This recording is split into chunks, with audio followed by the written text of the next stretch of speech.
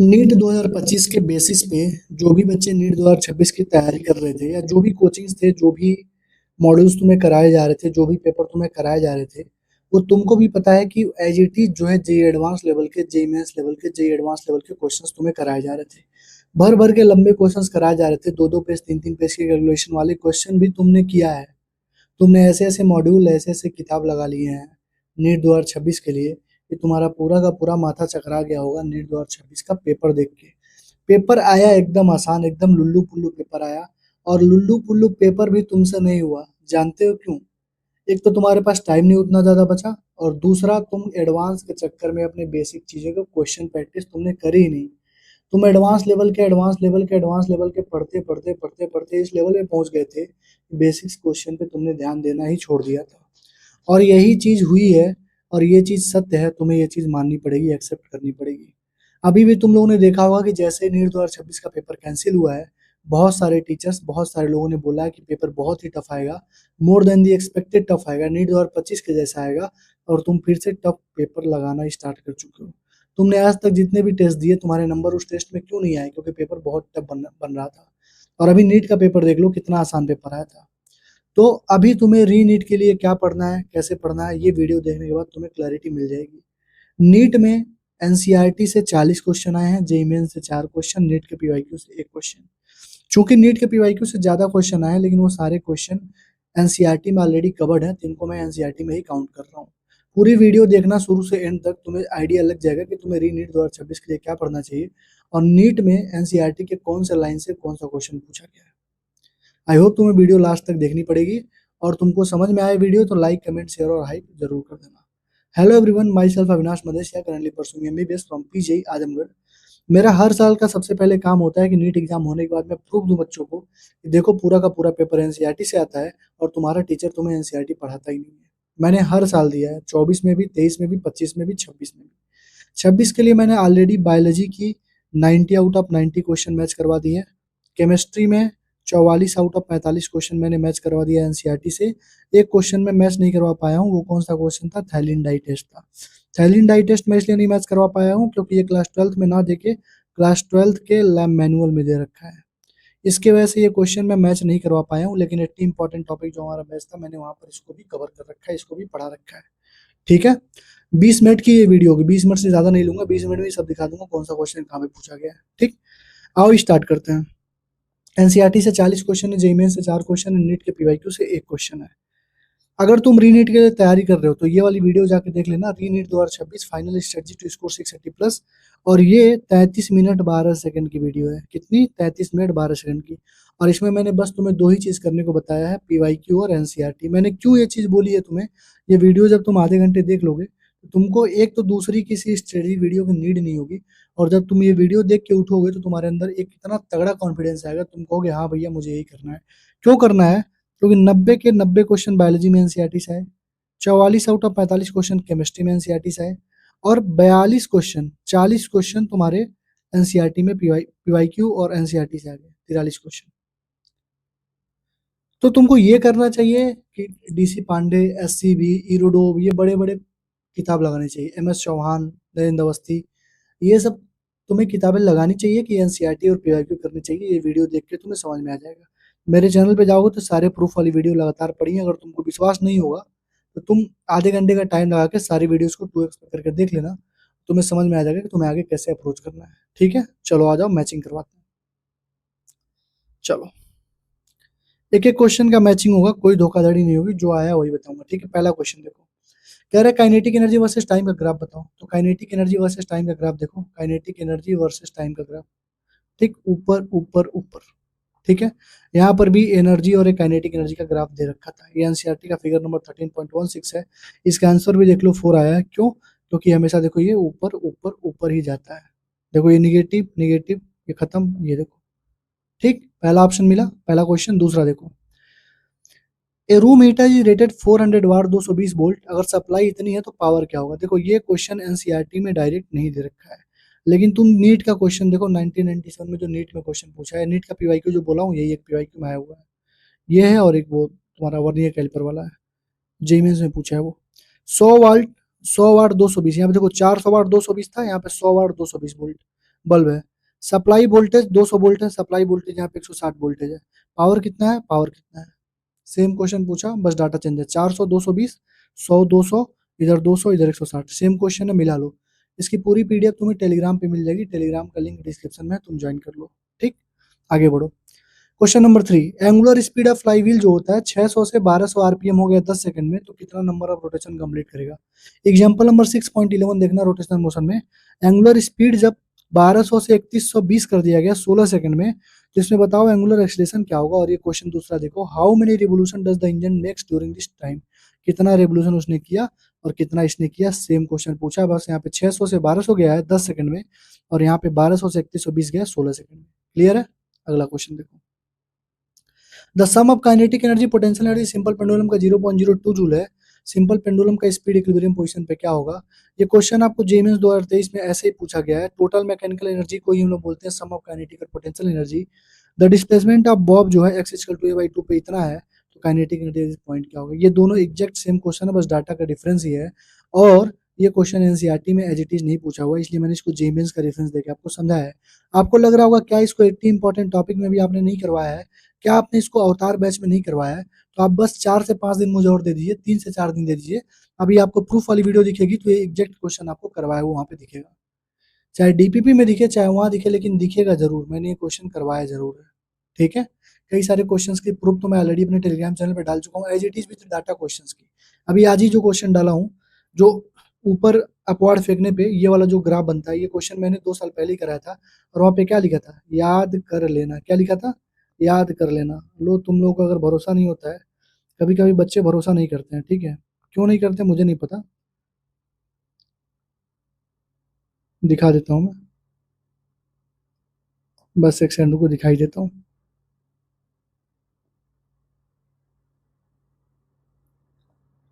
ये क्वेश्चन मैंने 2 साल पहले कराया था, 12,000 लोगों ने देखा था। Body is thrown vertically upward, which one of the following graph correctly represent the velocity of the time, velocity with the time.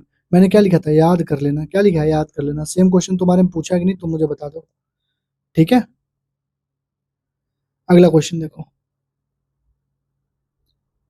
कह रहा है 100 टर्न है 5 सेंटीमीटर उसका रेडियस है, फील्ड इतना है, मैग्नेटिक मोमेंट बता दो कॉइल का। तो इधर देखो 100 टर्न है, रेडियस 10 सेंटीमीटर है, करंट 3.2 एम्पियर है, तो फील्ड सेंटर पे क्या होगा और magnetic moment of the coil क्या होगा। देखो सेम क्वेश्चन, करंट यहाँ पे, the current flow through the coil, यहाँ पे current he, and the magnetic, current पूछा और मैग्नेटिक मोमेंट पूछा, यहाँ पे करंट पहले दे रखा था, मैग्नेटिक मोमेंट पूछा था और फील्ड सेंटर पे पूछा था। सेम क्वेश्चन है, देख लो 100 टर्न 5 सेंटीमीटर, यहाँ पे 100 टर्न 10 सेंटीमीटर कर दिया है बस। ठीक, अगला देखो, submarine is design to withstand is absolute pressure of 100 ATM, बताओ कितना डीप जा सकता है। एग्जांपल नंबर 9.2 देखोगे, इस क्वेश्चन को पढ़ोगे तो यही सेम क्वेश्चन था, कितना डीप तक जा सकता है, बस डाटा चेंज था। यहाँ पे एनसीईआरटी लिख भी रही है, submarines are design to withstand such enormous pressure, और यहीं से इसने क्वेश्चन बना दिया कि submarines is design to withstand absolute pressure of 100 ATM. Clear है, क्लियर। उसी तरीके से ये भी क्वेश्चन देख लो, at a depth of 1000 metre in ocean, absolute pressure क्या होगा, गैस प्रेशर क्या होगा, find the force acting on the window of area submarine at its depth interior which is maintain at the level of atmospheric pressure. मतलब किसी ने अगर ये question भी किया होता तब भी कर देता, क्योंकि सबमरीन इसमें भी पूछा है, सबमरीन इसमें भी पूछा है, और यहीं से इसने डिजाइन कर दिया क्वेश्चन को। ठीक, अगला क्वेश्चन देखो, E equal to H mu है, डिफ्रैक्शन इंटरफेक्शन है, लेमडा एच अपन पी है, कॉम्पटन इफेक्ट। तुम देखो यहाँ पे कॉम्पटन इफेक्ट, एक सेकंड रुक जाओ,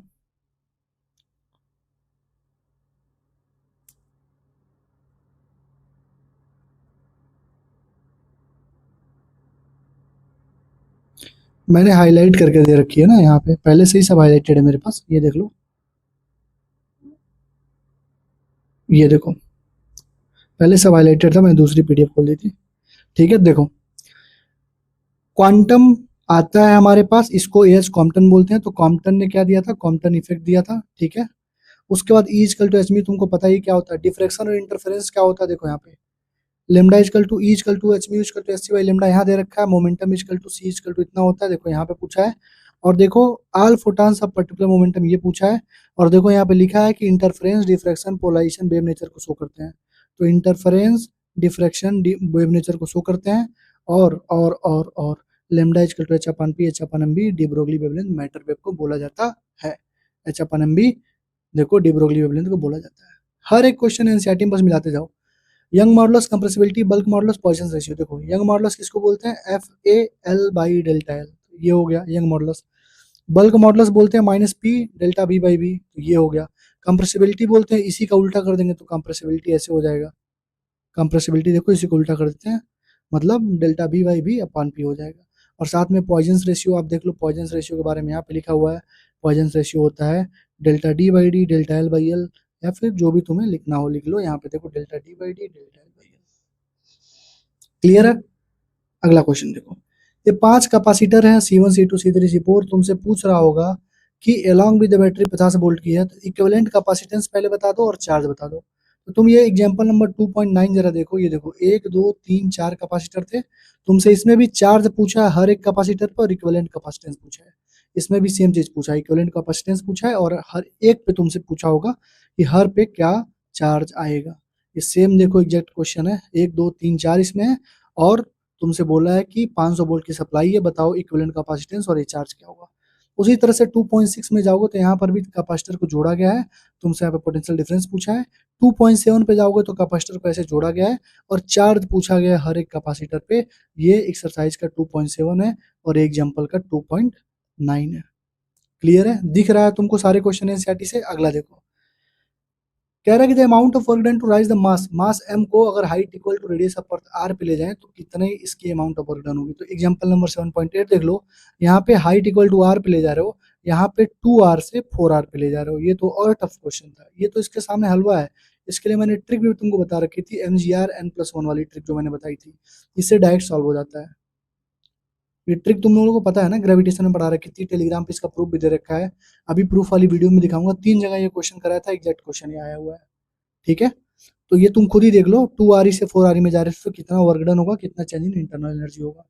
और यहाँ पे इसने पूछा कि R पे जा रहे हो, तो ये तो आसान क्वेश्चन इसने पूछ लिया। एग्जाम्पल नंबर 7.8 आगे देखो, जब कोई रूलर फॉल करता है तो उसका रिएक्शन टाइम इतना इतना इतना है, बताओ डिस्टेंस कितना ट्रेवल करेगा।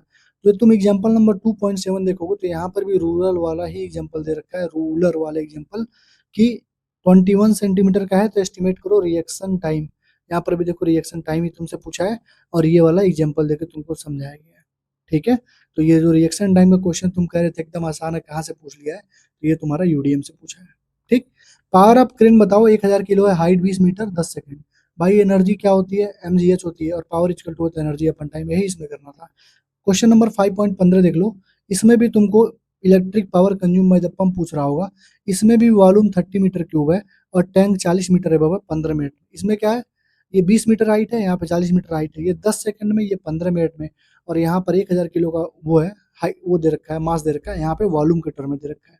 तो density equal to mass upon volume से यहाँ पे निकाल लो, और इसको सॉल्व करके ये तुम सॉल्व कर लिए होते। ये तो जबकि टफ क्वेश्चन है, ये तो उससे भी आसान क्वेश्चन है।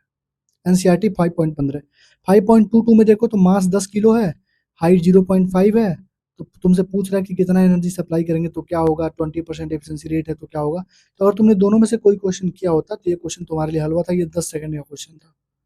जबकि इसको करोगे तो 1 मिनट लगेगा, इसको कम से कम 2 से 3 मिनट लगेगा, इस वाले एनसीईआरटी क्वेश्चन को। एनसीईआरटी क्वेश्चंस को इसीलिए मैं करवाता रहता हूँ क्योंकि एनसीईआरटी के बाहर कुछ पूछता नहीं है। पूरा का पूरा फिजिकल केमिस्ट्री का मैचअप एनसीईआरटी से देखे थे ना तुम, कोई क्वेश्चन बाहर से पूछा था क्या एनसीईआरटी से? नहीं पूछा था ना, तो एनसीईआरटी पे ज्यादा फोकस करो। ठीक है, अगला देखो, consider 2 charge uncharged capacitor 200 pico farad की, एक को चार्ज किया गया है और डिस्कनेक्ट करके दूसरे में अनचार्ज कैपेसिटर में जोड़ दिया गया, तो बताओ एनर्जी लॉस्ट इस प्रोसेस में क्या होगा। इसके लिए मैंने तुमको फॉर्मूला बताया था, half C1 C2 upon C1 plus C2 V1 plus minus V2 का होल स्क्वायर। अगर सेम तरीके से जोड़ोगे तो यहाँ माइनस ले लेना, अपोजिट तरीके से जोड़ोगे तो प्लस ले लेना।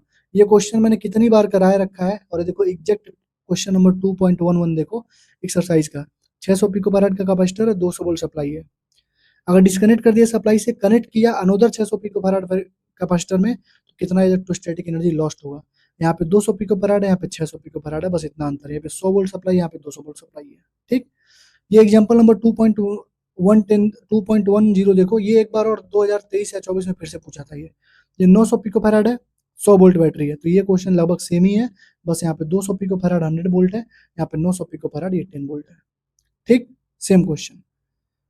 ये देखो यहाँ पे रेजोनेंस फ्रीक्वेंसी पूछा है, यहाँ पे देखो रेजोनेंस फ्रीक्वेंसी पूछा है 7.8। पूरा जब सॉल्व करके पढ़ोगे तो एग्जांपल नंबर 7.9 पे जाते ही क्वेश्चन पूछा है कि इसी क्वेश्चन में बता दो रेजोनेंस फ्रीक्वेंसी क्या होगी। ठीक, फिगर एग्जाम्पल क्वेश्चन नंबर 7.8 भी देखोगे तो वहां पर भी तुमको इंपीडेंस पूछा है रेजोनेटिंग फ्रीक्वेंसी पे। तो ये तुम ज्यादा भी जाओगे तो यहाँ पे तुमको सेम क्वेश्चन दिख रहा है रेजोनेटिंग फ्रीक्वेंसी का। अगला देखो भैया, ये 15 नंबर दे रखा है, इसका ग्राफ देख लो भाई, 4.14 इसका ग्राफ हो जाएगा। ठीक, जो भी चीज पूछी है सेम चीज यहाँ पे एनसीईआरटी में दे रखी है। देखो इलेक्ट्रिक हीटर है, 100 वाट का, सिस्टम परफॉर्म कर रहा है 25 जूल पर सेकंड, कह रहा rate at which internal energy increases. तो देखो इसमें भी सेम क्वेश्चन, एग्जैक्ट क्वेश्चन है, 100 वाट का है, 75 जूल पर सेकंड है, at what rate is the internal energy increasing, इसका 25 वाट आंसर होगा। ये क्वेश्चन है थर्मोडायनेमिक्स का 11.7 नंबर एक्सरसाइज का क्वेश्चन। मिला लो, सेम डाटा मिला लो, 100 वाट 75 जूल, 100 वाट 75 जूल।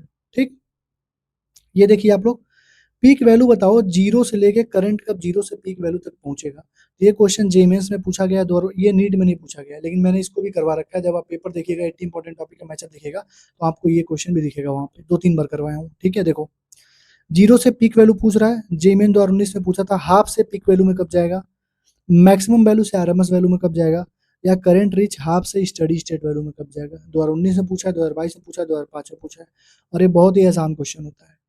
नीट में भी पूछा नहीं है, लेकिन मैं दिखा दूंगा तुमको मैंने कहाँ करा रखा है 80 इंपॉर्टेंट टॉपिक के प्रूफ वाली वीडियो में।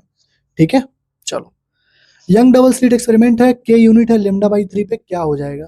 तो के यूनिट है लेमडा बाई 3 पे क्या हो जाएगा, क्वेश्चन नंबर 10.5, और ये क्वेश्चन ऑलरेडी नीट के एग्जाम में 2 बार पूछा जा चुका है पीवाईक्यू में। ठीक है, तो देखो के यूनिट लेमडा बाई 3, के unit lambda by 3 NCERT 10.5 way optics का। ये देखो पूरा एक तुमको स्टेटमेंट दे रखा है, volume of nucleus is proportional, volume of nucleus is proportional to A. तो यहाँ पे देखो खुद ही लिख रखा है कि volume of nucleus is proportional to R cube which is proportional to A. ठीक है, और difference in mass of nucleus and constituent, तो difference in mass of nucleus और उसके कंस्टिट्यूएंट को मास डिफेक्ट बोलते हैं। आप खुद ही देख लो, ये सारी चीजें यहाँ पे पूछी हुई हैं, जो यहाँ पे लिखा है यहाँ पे दिया हुआ है।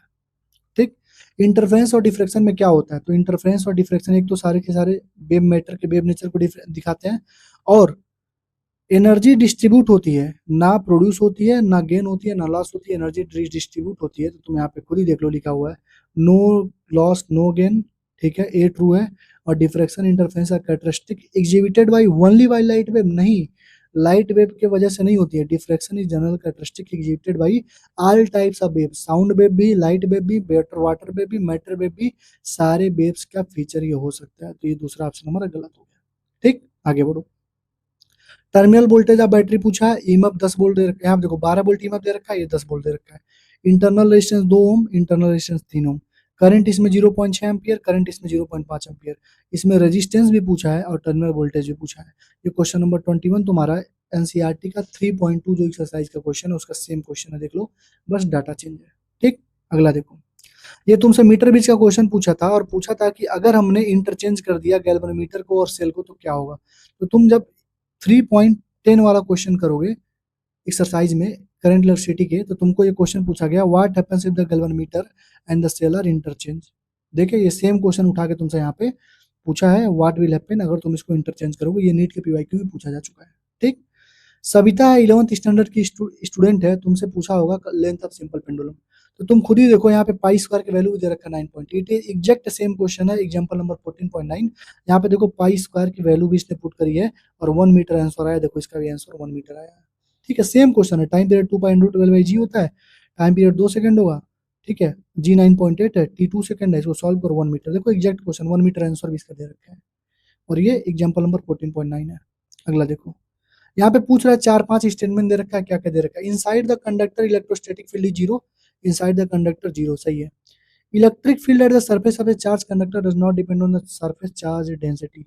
तो यहाँ पर भी ये सारी चीजें तो तुम पढ़ोगे ना। ये देखो, electric field, electrostatic potential constant होता है, interior of conductor have no excess charge. देखो यहाँ पे interior of conductor have no excess charge, at the surface of charge conductor electro field static field must be normal, the electrostatic potential is zero everywhere inside a charge conductor. तुम देखो ना, यहाँ पे सब कुछ दे रखा है। ठीक है, ये जो काली वाली लाइंस होती है ना, मोटी वाली, बहुत इंपॉर्टेंट होती है। ये देखो फिर पूछा when the forward bias voltage PN junction को लगा रहे हो तो करंट बढ़ाने पे ये बढ़ता है। तो ये देखो फॉरवर्ड बायस बढ़ाएंगे 10 करंट इंक्रीज करेगा। यहाँ पर भी देखो, उसके बाद बोला कि क्या इसको रिवर्स सैचुरेशन करंट बोलते हैं। रिवर्स सैचुरेशन करंट क्यों बोलोगे, रिवर्स सैचुरेशन करंट का मतलब ये क्या होता है कि तुम वोल्टेज बढ़ाते जाओगे ये करंट बढ़ेगा ही नहीं। यहाँ पे तो बोल रहा है बढ़ रहा है, तो ये रिवर्स सैचुरेशन करंट होगा ही नहीं। ठीक है, ये वाली लाइन पढ़ लो, तुमको समझ में आ जाएगा।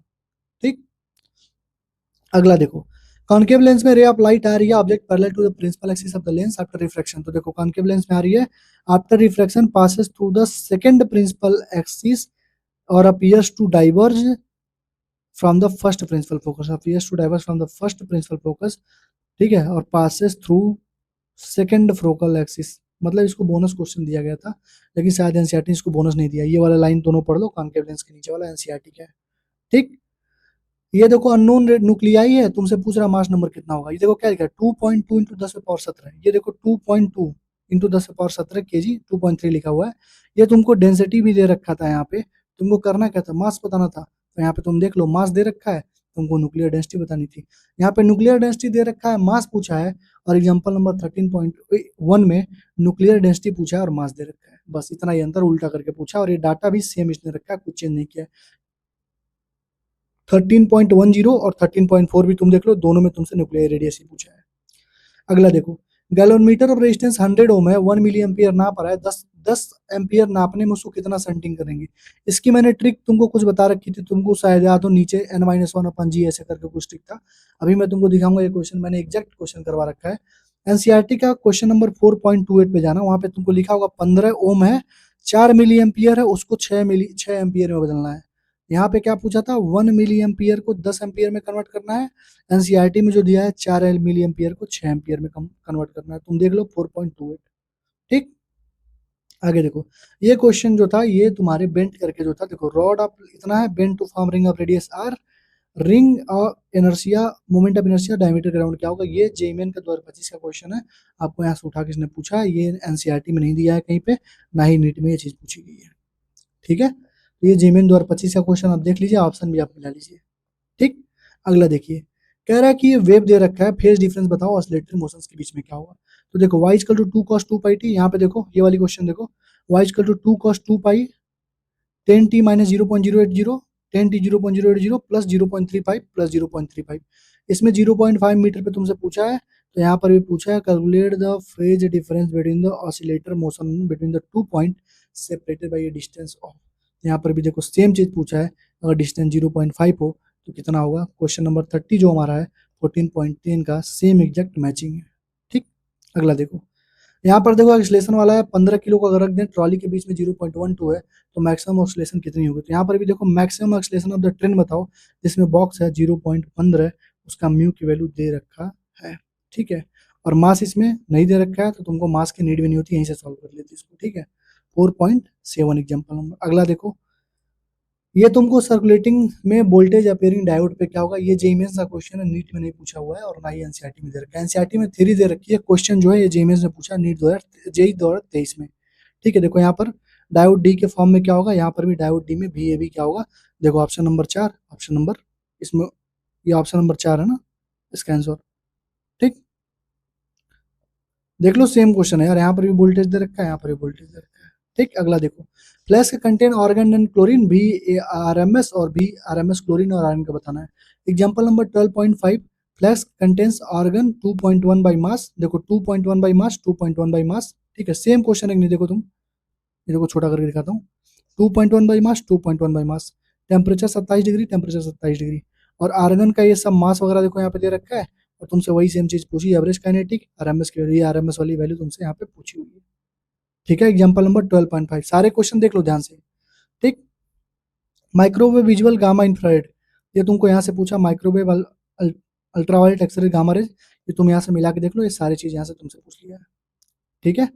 अगला देखो, ये क्वेश्चन देखो, 5 किलो का है, 8 न्यूटन 6 न्यूटन म्यूचुअली परपेंडिकुलर है। 5 किलो का है, 8 न्यूटन 6 न्यूटन म्यूचुअली परपेंडिकुलर है। मैग्नीट्यूड और डायरेक्शन बताओ, मैग्नीट्यूड और डायरेक्शन तुमसे यहाँ पर भी पूछा है।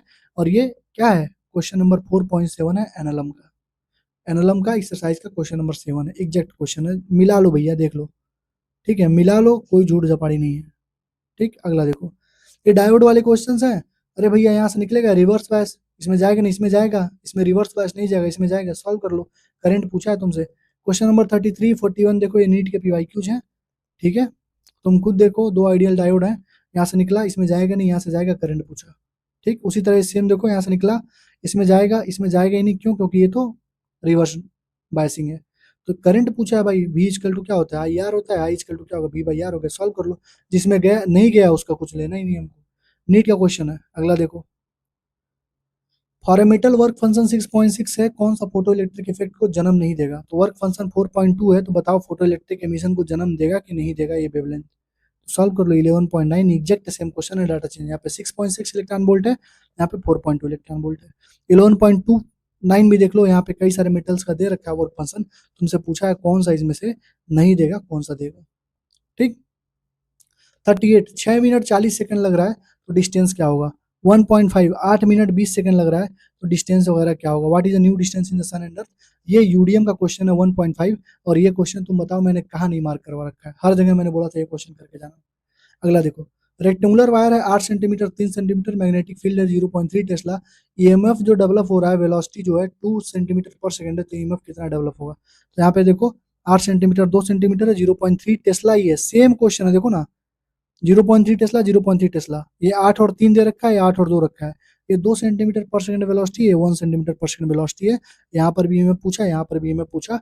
ये क्वेश्चन नंबर 6.4 है, एक्सरसाइज 6 का चौथा क्वेश्चन है। ठीक, ये देखो यही क्वेश्चन के भी मैंने तुमको प्रूफ दिखाया है, आंसर क्या होगा? सी होगा। और ये तुम देख सकते हो, ये भी ग्राफ तुमको एनसीईआरटी में दे रखा है, ऑप्शन नंबर डी वाला। बस तुमसे वहां क्वेश्चन के फॉर्म में पूछा, क्योंकि जेई में क्वेश्चन कई बार पूछ चुका है। यहाँ पे देख लो, motion of object with negative acceleration, जो कि डायरेक्शन को चेंज करता है। जैसे यहाँ पे गया तो नेगेटिव एक्सलेशन हो रहा है ना, ऊपर जा रहा है तो नीचे जी लग रही है, तो नेगेटिव एक्सलेशन हो रहा है। कुछ जगह पे जाके फिर रुकेगा तो नीचे वो भी आ रहा है, ग्रेविटी भी नीचे लग रही है, तो पॉजिटिव एक्सलेशन। तो पहले नेगेटिव था, फिर पॉजिटिव एक्सलेशन था। ठीक। ये वर्नियर कैलिपर का क्वेश्चन में लिस्ट काउंट पूछा था भैया। लिस्ट काउंट सबको पता है, नीट में कई बार ये क्वेश्चन पूछा गया है। एनसीईआरटी में तो वर्नियर कैलिपर है ही नहीं, लिस्ट काउंट पूछा गया है। 1 मिलीमीटर मार्क है, यहाँ पे कह रहा है 20 डिवीजन कोइंसाइड कर रहा है 16 मेन डिवीजन के साथ, तो 20 डिवीजन कोइंसाइड कर रहा है 16 मेन स्केल डिवीजन के साथ। इसका आंसर क्या होगा? 0.02 मिलीमीटर बोलो या 0.02 सेंटीमीटर बोलो। नीट 2024 का एग्जैक्ट कॉपी पेस्ट क्वेश्चन है। मास दे रखा है 9, मास दे रखा है और ये साइड दे रखा है, डेंसिटी पूछा है। ये देखो मास दे रखा है, साइड दे रखा है, डेंसिटी पूछा है, एग्जांपल नंबर 2.14। ठीक। आगे देखो, ये तुमसे पूछा एंगल ऑफ डेविएशन। ये देखो क्वेश्चन नंबर 9.6, इसमें रिफ्रैक्टिव इंडेक्स भी पूछा है और यहाँ पे एंगल ऑफ मिनिमम डेविएशन दे रखा था पहले से। इसमें तुमको रिफ्रैक्टिव इंडेक्स पूछा है, और अगर प्रिज्म को हमने रख दिया इसमें, तो बताओ एंगल ऑफ मिनिमम डेविएशन अब क्या होगा? मतलब इसमें 2 क्वेश्चन दिया है, उसमें से जो सेकंड वाला पोर्शन इसने उठा के यहाँ से पूछा है। ठीक। आगे देखो, ये तुमको दे रखा है इलेक्ट्रॉन की एनर्जी, तुमको रेडियस पूछा है फर्स्ट एक्साइटेड स्टेट में। तुमको मालूम है फर्स्ट एक्साइटेड स्टेट का मतलब क्या होता है? एन की वैल्यू 2 होगी, देखो लिखा है। तो यहाँ पे वोल्टेज मतलब उसका एनर्जी भी दे रखा है, तुमसे पूछा रेडियस क्या होगा, तो रेडियस का फॉर्मूला हमको मालूम है यार, 0.53 एन स्क्वायर बाई जेड। 2 में 3 में 12.7 देख लो, इसमें भी रेडियस से पूछा है, यहाँ पर भी रेडियस से पूछा है। एन इक्वल टू 2 में भी पूछा है, एन इक्वल टू 3 में भी पूछा है। तुमसे जो क्वेश्चन पूछा है एन इक्वल टू 2 में पूछा है। ठीक। आगे बढ़ो, क्वेश्चन नंबर 45 है। ये देखो 4 आर्म व्हीटस्टोन ब्रिज। तुम कहोगे भैया व्हीटस्टोन ब्रिज कैसे है? अरे यार तुमको थोड़ा सोचना था, 4 ओम का रेजिस्टेंस है, उसको स्क्वायर लूप बनाए होते, 1 ओम इसका रेजिस्टेंस होगा, 1 ओम इसका, 1 ओम इसका, 1 ओम इसका, चारों का 1 1 हुआ। तो जब 1 1 1 हुआ तो ये तो व्हीटस्टोन ही बन गया ना यार। तो यहाँ पर खुद ही देखो चारों का, देखो 100 100 10 5 60, सॉरी देखो यहाँ पे रेजिस्टेंस दे रखा था 100 10 5 60। तो ये तो अनबैलेंस भी डिस्टोन ब्रिज था, जिसको तुमको केसीएल केवीएल से सॉल्व करना था। ये वाला क्वेश्चन देखो, galvanometer of 15 ohm is resistance across BD, calculate the current through the galvanometer when the potential difference is 10 volt across the AC। मतलब क्या दे रखा है समझ रहे हो? ये बहुत टफ क्वेश्चन है, क्योंकि ये अनबैलेंस ब्रिजस्टोन ब्रिज से यहाँ पे मैंने एग्जांपल नंबर 3.7 दिखाया और क्वेश्चन नहीं लिया क्या मैंने। एनसीईआरटी में तुमको एक क्वेश्चन और मिलेगा, बैलेंस ब्रिजस्टोन ब्रिज का है, ये भी एनसीईआरटी से पूछा है। क्या करना था? B equal to I R करना था, I equal to B by R करके सॉल्व कर देना था। ठीक है, तो आई होप तुमको दिखा होगा कि सारे के सारे क्वेश्चन कहाँ से हैं, एनसीईआरटी से हैं। ठीक है, इसके पीडीएफ अगर तुम्हें चाहिए तो पीडीएफ में टेलीग्राम पे डाल दूंगा, लेकिन पीडीएफ तभी मिलेगी जब जब जब अच्छा रिस्पांस करोगे। और अच्छा रिस्पांस करोगे तो जो मैं महामैराथन की बात किया हूँ मैं वो भी करा दूंगा, और साथ में एनसीईआरटी की 150 से 200 क्वेश्चन सिलेक्ट करके दे दूंगा, जहाँ से तुम्हारे 8 से 10 question as it is NEET में फंस जाएंगे। ठीक है, वीडियो अगर अच्छी लगी हो, मेहनत तुम्हें दिखा हो, रात रात भर जगा हूँ तब जाके मिलाया हूँ। ठीक है, किसी से कॉपी पेस्ट नहीं किया हूँ। बहुत सारे लोगों ने वीडियो शायद डाल दी होगी, तुम देख लेना, लेकिन खुद से सारी चीजें मिलाया हूँ। इस तरीके का एनालिसिस अगर किसी ने किया हो तो बताना, एनसीईआरटी के क्वेश्चन से मैच करवा के। ठीक है, बहुत टाइम लगा है, तो रिस्पेक्ट एक्सपेक्टिंग तुम लाइक कमेंट शेयर और सब्सक्राइब करोगे, अपने दोस्तों तक भेजोगे और हाइप करोगे। ठीक है, मेहनत लगती है, जो जो कह रहे हो हम करवा रहे हैं, तो मेहनत लग रही है। ठीक है, thank you, all the best. पढ़ाई अच्छे से करो। एनसीईआरटी और नीट के पीवाईक्यू के लिए आप कुछ मत करना, री नीट के लिए भी। ठीक है, थैंक यू।